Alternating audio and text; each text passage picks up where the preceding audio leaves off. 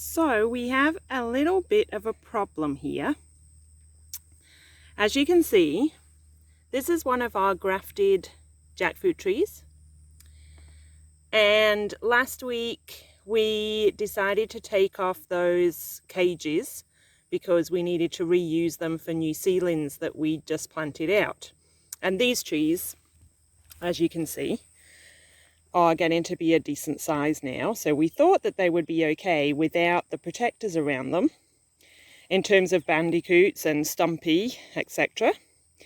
But Ian noticed today when he came down that something, we assume white-tailed rats, have gnawed off the bark. Not good. This happened last year, didn't it? With some of them. Yeah. So protectors. So Ian is going round now on all the ones that we took the metal wire cages off and just putting plastic protectors around the bottom. Hey.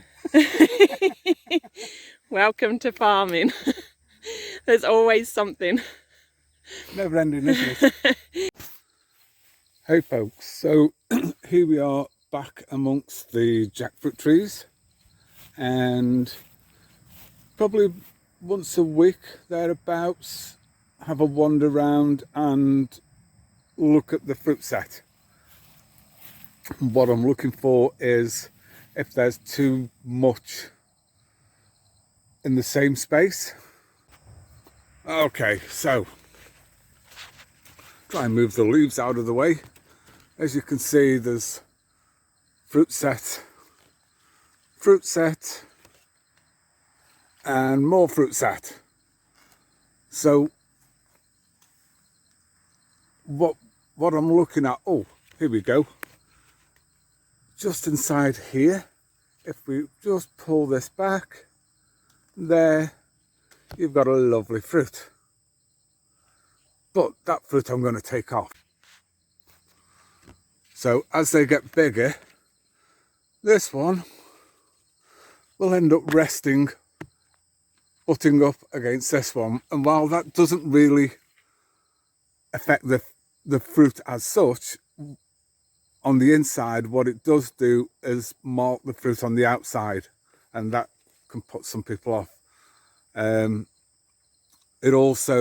It's somewhere for bugs to hide, and they can just damage the skin. Like I say, it doesn't really affect the fruit, but it affects the look of the fruit, shall we say. So, because there's two, let me get in here. There's two on this branch here, and this one up here. God, there's so many fruit. This one is closer to where it branches off, so that's stronger. So I'm going to take that one off, and this one will end up hanging down here, well away from that one,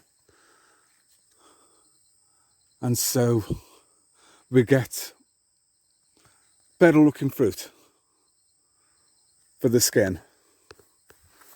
Where are we round here? Oh, good Lord, look at this. There was a fruit just here. There was a fruit, but as you can see, there was a bit of a mark on it, so just take that one off. Again, it's all about how it presents to people. So I've got two fruity mud here side by side. Let me get in here. God, this is difficult. Where are we? There. So got fruit there, and I've got fruit up there, both coming off the same place.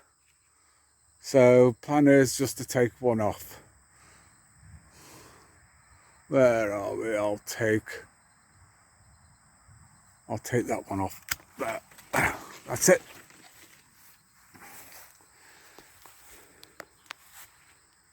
And where else am I looking? Oh my word. These here It's a little bit early to tell because some of these will carry male flowers, which are the pollinators, so you've got to leave them on for a certain amount of time. Some will only be male flowers. Some, let me run around here. Some will be, here we go. Some can be male or female. So this one here's a male, and they start off lovely and green, and they start to rot away, and then they get like that, and then they drop off. But in here, this time is a female, so that will be fruit set. So yeah, sometimes a stalk can have both, sometimes it's just, this one for instance will only be male flowers, and you can tell that by the fact that the stalk is so thin. So yeah, keep coming round, as I say, maybe once a week, and get in amongst the trees. A fruit set here. Inside here will be another one. So like I say, we can end up with 1, 2, sometimes 3, and again they will, because they're on the same stalk, they'll end up resting against each other, and that then marks the skin of the fruit. So each stalk, we only will allow it to have 1 actual fruit on its stalk. Also helps with ending up with a better size. Inside of there, that is going to be another fruit, so we'll take that one off later. Okay, so we've got fruit set here, we've got 2, but what it is I want hopefully to try and show you is all the light coloured, all those small light coloured flecks. That's all your pollen receptors. So we need the pollen off these male flowers to come into contact with that, and each one of them will aid seed formation, and seed formation makes fruit because your individual fruit areoles are around its seed. If you don't have a seed, you don't have any fruit. And there, that's coming towards the end of the pollination period. Maybe when they get to probably about 200 centimeters in length, pollination is finished with. So that's all the pollination that's happening at the moment. Okay, this is one that I wanted to try and highlight. Here we have some fruiting mud. So inside here is our fruit set, but try and give you an example, that's 20, 40. So the stalk itself is probably getting on for 50 centimeters long. Then the fruit itself can be anything 80, 90 centimeters long or more.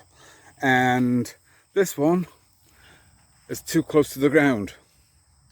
So by the time that this fruit is formed, developed fully, it's going to be resting on the ground. And again, that's a no-no. So this one comes off.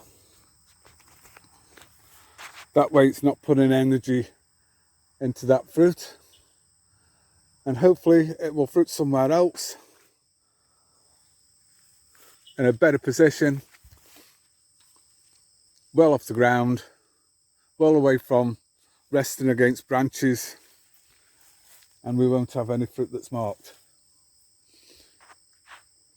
So these are the sorts of things that we're looking for. If there's too many fruit on an individual stalk, so they'll be resting together.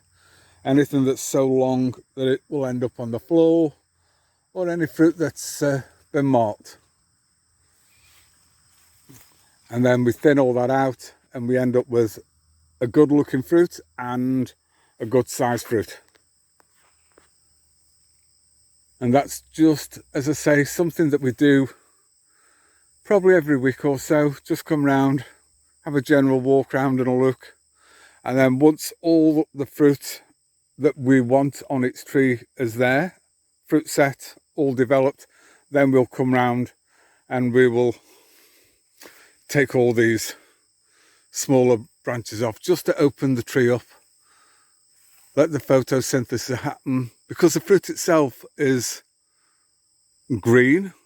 So yes, the tree will drive the size of the fruit, or the leaves should I say, but also the fruit itself will aid in development, providing it gets enough sunlight. So yeah, it's all about photosynthesis and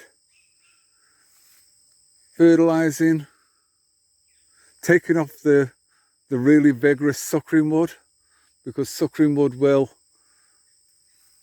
use up some of the nutrients. So we'll go round, take that off, take the small thin wood off, open everything up, get daylight, get air in there, so that the fruit itself is much cleaner. Okay, that's the job for today.